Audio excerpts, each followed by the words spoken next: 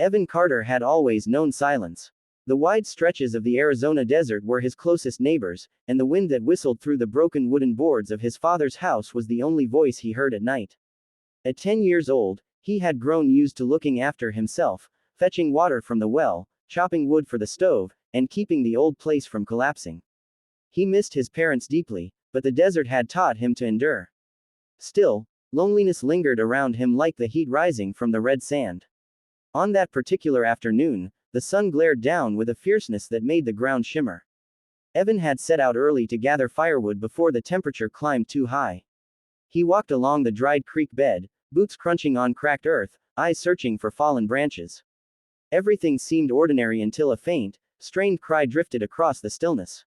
Evan froze. It was not the wind, not an animal, it was human. His heart thudded. Someone was out there, and they sounded desperate. He stepped carefully toward the sound, weaving between mesquite trees and thorny brush. The cry came again, softer this time, as if fading. Evan pushed aside a branch and saw a small figure curled under the shadow of a tree. At first he thought it was a bundle of cloth, but then the figure moved. A child, thin, trembling, and dusty as though he had wandered for days. The boy's dark eyes flickered open, unfocused.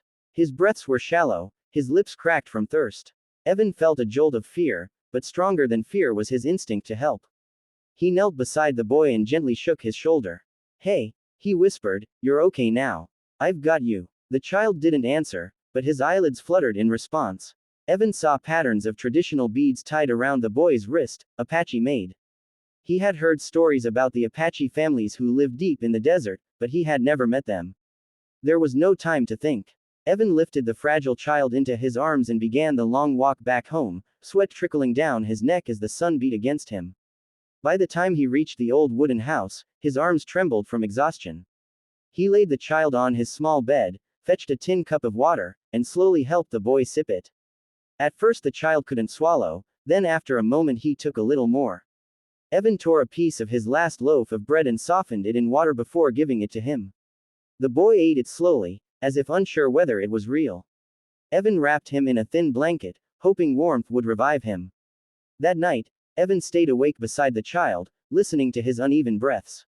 Coyotes howled in the distance, but Evan's thoughts remained fixed on the mysterious boy. Who was he? Where had he come from? Why was he alone in the desert? With each passing hour, the boy slept more peacefully, and Evan felt small waves of relief. The desert outside was silent, as if watching over them. The next morning, the child stirred. He opened his eyes fully, revealing deep, dark irises that glistened with confusion. Evan smiled gently. "You're safe here," he said. The boy stared at him for a moment, then whispered a soft word in Apache, one Evan didn't understand.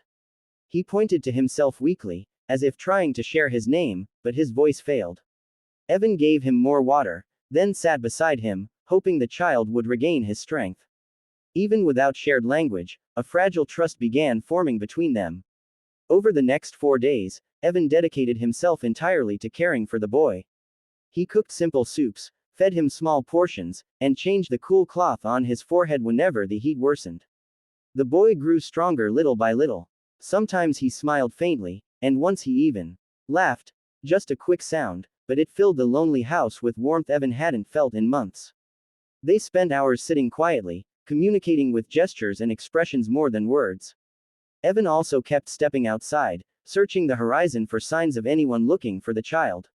But the desert stretched endlessly in all directions, empty and silent. No footprints, no distant figures, no smoke signals rising into the sky. He wondered if the boy's family was still alive, or if something terrible had happened. Whenever he asked gentle questions, the child looked away, as though the memories were too heavy to share. Evan didn't press him. Trust needed time to grow. On the 4th night, a strong wind swept across the desert, rattling the house until the windows trembled. Evan lay awake, uneasy. Something felt different, though he didn't know what. The child slept soundly now, breathing steady and calm. As dawn approached, Evan dozed off in his chair beside the bed, finally letting his eyes close. Then, knock. A firm, deliberate knock echoed through the wooden door. Evan jerked awake. No one ever came to this part of the desert. His breath caught in his throat. He stood up slowly, heart pounding, and walked to the door. The knocking came again, softer this time.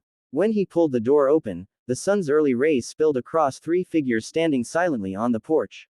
Three Apache women, wrapped in traditional woven shawls, their faces lined with exhaustion but shining with profound relief. Evan froze. He had never seen anyone from the Apache community up close before. One woman stepped forward, her eyes sharp yet gentle. She spoke in English, her voice low and steady.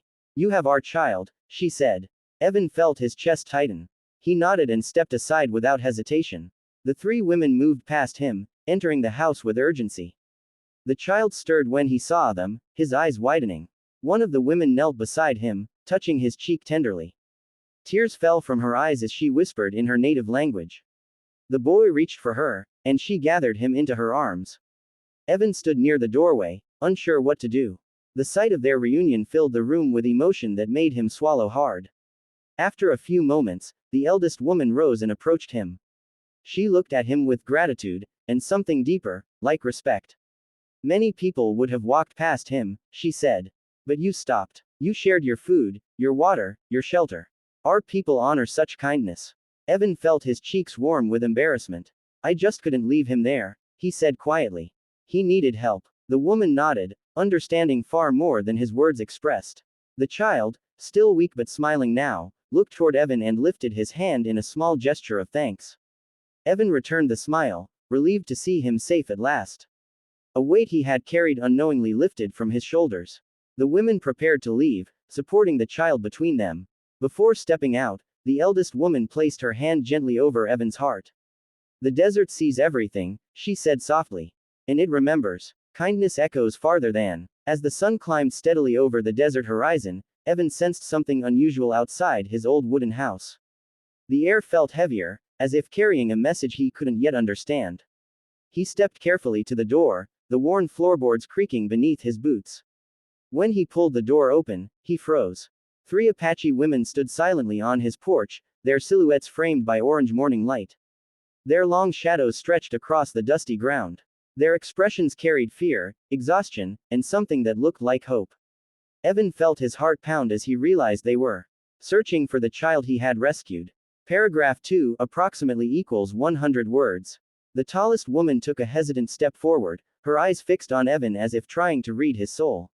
Her voice was gentle but trembling when she spoke. "You saved our child," she whispered, her words heavy with gratitude and relief. "We have searched for him for days." Evan swallowed, suddenly aware of how young he was to be standing in such a moment. He didn't know the right words, so he simply nodded and stepped aside. In that small gesture, he offered them what they had been desperate for: reunion, safety, and the end of terrifying uncertainty. Paragraph 3 approximately equals 100 words. The women moved past Evan with quick, urgent steps, their braided hair brushing against their shoulders as they hurried into the dimly lit house. The small Apache boy lay on a blanket near the window, propped up against a pillow Evan had stuffed with old cotton scraps. When the women saw him raise his weakened arms toward them, all the fear on their faces melted into pure, overwhelming relief. They fell to their knees beside him, their voices breaking as they called his name. Tears flowed freely, dripping onto the boy's cheeks as they held him with trembling hands. Paragraph 4 approximately equals 100 words. Evan stepped back, giving them space, yet his eyes remained fixed on the emotional reunion unfolding before him. He felt strangely humbled, as if witnessing something sacred. The boy's fingers curled into the shawl of one woman, clinging to her as though afraid she might disappear again. The women whispered words of comfort in a soft Apache dialect, rocking him gently. Their tears were not only for what had been lost but also for what had been found. Evan realized then how close the child had come to never being discovered at all. The thought sent a chill across his skin. Paragraph 5 approximately equals 100 words. Once the boy calmed, the eldest woman rose slowly and turned to Evan. Her weathered face carried years of stories, suffering, and wisdom. She stepped close, her eyes studying him with a depth that made him stand still. She placed her hand over his chest, right where his heart beat beneath his dusty shirt. Her touch was